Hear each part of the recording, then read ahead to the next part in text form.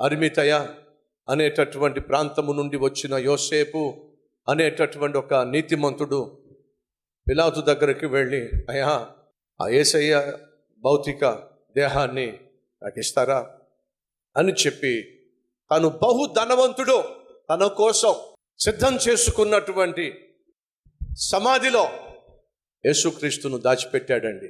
అలా యేసుక్రీస్తు యొక్క మృతదేహాన్ని, భౌతిక గాయాన్ని ఆ సమాధిలో దాచిపెట్టినప్పుడు ఈ అధికారులు అందరూ వచ్చి, ప్రధాన యాజకులు అందరూ వచ్చి పిలాతుతో, రాజా, మీకు ఒక విషయం తెలుసా?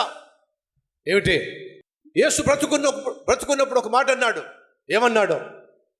నేను చనిపోయినా సరే తిరిగి లేస్తా. కాబట్టి ఆయన తిరిగి లేవకపోయినా అతని దేహాన్ని తన శిష్యులు సమాధిలోకి తీసుకెళ్ళిపోయి, యేసు తిరిగి లేచాడు, సమాధిలో లేడు అని చెప్పి అంటారు. కాబట్టి రాజా, సమాధికి సీలు వేయండి, సమాధి రాయికి సీలు వేయండి. సమాధి రాయికి సీలు వేయటమే కాదు, సైనికులను కావలా ఉంచండి. శిష్యులు వచ్చి యేసుక్రీస్తు యొక్క దేహాన్ని దొంగిలించకుండా రాయికి రాజముద్ర వేయండి, రాయిని భద్రపరచండి, సైనికులను కావలా ఉంచండి. ఆయన తిరిగి లేవడము అనేది అసాధ్యం, కానీ శిష్యులు ఆయన దేహాన్ని తీసుకెళ్ళిపోయి లేచాడని చెప్పి తప్పుడు ప్రచారం చేస్తాడని అంటే పిలాతు అన్నాడు, మీరు అన్నట్టుగానే నేను ఏర్పాటు చేస్తా అని చెప్పి రాతికి ముద్ర వేయండి, సంకెళ్ళు వేసి బంధించండి, సైనికులను పెట్టండి. యేసు యొక్క శరీరాన్ని ఏ ఒక్కడు దొంగిలించకుండా ఎన్ని జాగ్రత్తలు తీసుకున్నారండి. జీవాధిపతి అయినటువంటి యేసుక్రీస్తు సమాధిలో నుండి బయటకు రాకుండా చేయడానికి ఎన్ని ఏర్పాట్లు చేశారో. కావలి పెట్టారో, సైనికులు ఉన్నారో, ఆ రాయికి అడ్డంగా ముద్ర వేసేశారో, సీల్ చేసేశారు, బంధించి వేశారు. అందరూ పార్టీ చేసుకున్నారు. శుక్రవారం అంతా పార్టీ, శనివారం అంతా పార్టీ చేసుకుంటున్నారు. సైతాను గాడు సంబరపడిపోతున్నాడు. సైతాను మనుషులు ఆనందంతో గంతులు వేస్తున్నారు. వారికి తెలియదు ఆదివారము రాబోతుంది. వారు తెలుసుకోలేకపోయారు ఆదివారము రాబోతుంది. సర్వ సృష్టికర్త అయిన దేవుణ్ణి సమాధి దాచిపెట్టలేదని, మరణము అట్టి పెట్టలేదని, ఆయన తిరిగి లేస్తాడని వారు గ్రహించలేకపోయారండి. ఆదివారం రానే వచ్చింది. ఏం జరిగింది? భూమి షేక్ అయిపోయింది. మహా భూకంపము చోటు చేసుకుంది. ఏ రాతినైతే వాళ్ళు సీజ్ చేసి పెట్టారో ఆ రాయి తొలగించబడింది. అక్కడున్న సైనికులు భయపడిపోయారు, వణికిపోయారు, కూలిపోయారు. ప్రపంచాన్నే సృష్టించిన దేవుణ్ణి బంధించటము మనిషికి సాధ్యమవుతుందా? సాధ్యం కాదండి. రాయి దొర్లించబడింది. మనిషికి జీవాన్ని ఇచ్చినటువంటి జీవాధిపతి అయినటువంటి యేసును సిలువ వేసి సమాధి చేసి చచ్చిపోయాడు అని అందరూ అనుకుంటున్నప్పుడు, ఆయన జీవాధిపతి గనుక, మరణము లేని దేవుడు కనుక సమాధిలో నుండి సజీవంగా బయటికి వచ్చేసాడండి. సహోదరులు, దయచేసి వినండి. నేను ప్రకటిస్తున్న యేసు ఒకవేళ చచ్చిపోయి సమాధిలో మిగిలిపోయినట్లయితే నేను ప్రకటించే సువార్తకు విలువ లేనే లేదు. నేను నమ్మేటటువంటి నమ్మకానికి విలువ లేనే లేదు. కారణం ఏమిటంటే సతీష్ కుమార్ బ్రతికున్నాడు. బ్రతికు ఉన్న సతీష్ కుమార్కి బ్రతికు ఉన్న దేవుడే కావాలి.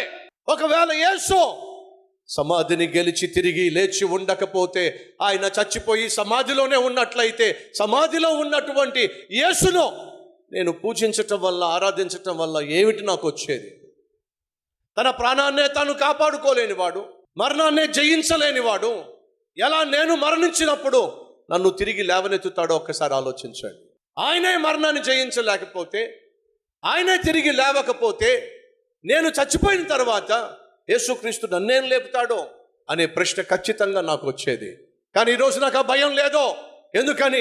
నేను సేవిస్తున్నా, నేను ప్రకటిస్తున్నా నా దేవుడు నేను మరణించిన తర్వాత ఖచ్చితంగా నన్ను తిరిగి లేపుతాడు. ఎందుకంటే ఆయన లేచాడు కాబట్టి. ఒక సతీష్ కుమార్ను మాత్రమే కాదు, యేసునందు విశ్వాసం ఉంచిన వాడు మరణించినా సరే తిరిగి లేస్తాడో అని నా బైబిల్ సెలవిస్తూ ఉంది. ఇప్పుడు నా ప్రశ్న, మీరు ఎంతమంది ప్రభు అయిన యేసుక్రీస్తు మరణించి తిరిగి లేచాడో అని నమ్ముతున్నారు? ఒకసారి చూపిస్తారా? ఆయన లేచాడు కాబట్టి మనల్ని కూడా లేపుతాడు. లేపుటకు చాలిన దేవుడు. ఎంత అద్భుతమైనటువంటి సత్యం! ఇదండి విశ్వాసం, ఇదండి నిరీక్షణ. ఆ నిరీక్షణ మనలో ఎవరికైనా ఉందా? ఈరోజు ఆ నిరీక్షణ పొందుకోవాలని ఆశపడుతున్నారా?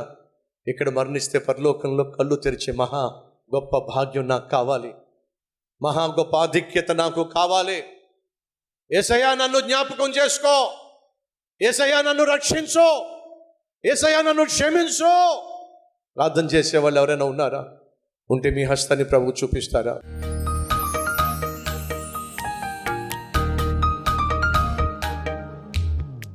మహాపరిశుద్ధుడు అయిన ప్రేమ కలిగిన తండ్రి, ఆయన మరణాన్ని గెలిచి తిరిగి లేచాడు. ఆయందు విశ్వాసం ఉంచిన వాడు మరణించినా సరే తిరిగి లేస్తాడన్నావు. కళ్ళుండి చూసే దేవుడు, చెవులుండి వినే దేవుడు, మనసుండి అర్థం చేసుకునే దేవుడు, నోరుండి మాట్లాడే దేవుడు మాకు దొరికాడు. అయ్యా నీకు స్తోత్రం, వందనాలు నాయనా. ఈ విత్తబడిన సందేశం ప్రతి ఒక్కరి హృదయంలో ఫలించాలి. ఏ ఒక్కరు నశించిపోవడానికి వీల్లేదు. ఏ ఒక్కరు నాయన శారీరకంగా, మానసికంగా, ఆధ్యాత్మికంగా, ఆర్థికంగా అలసిపోయి సొమ్మసిల్లిపోయి నరకానికి పోవడానికి వీల్లేదు.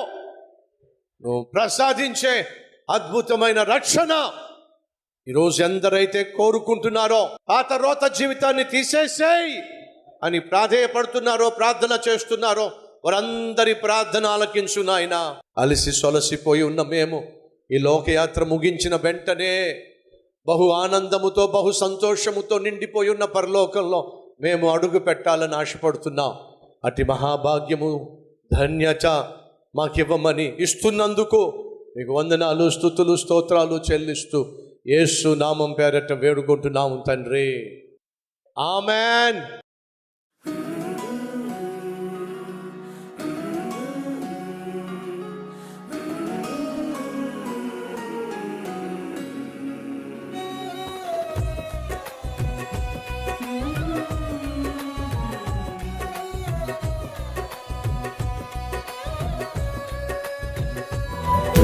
ఫ్రెండ్స్, ఈరోజు అందించినటువంటి క్లుప్త సందేశం మీకు ఆశీర్వాదకరంగా ఉంటే లైక్ చేయండి, 10 మందికి షేర్ చేయండి.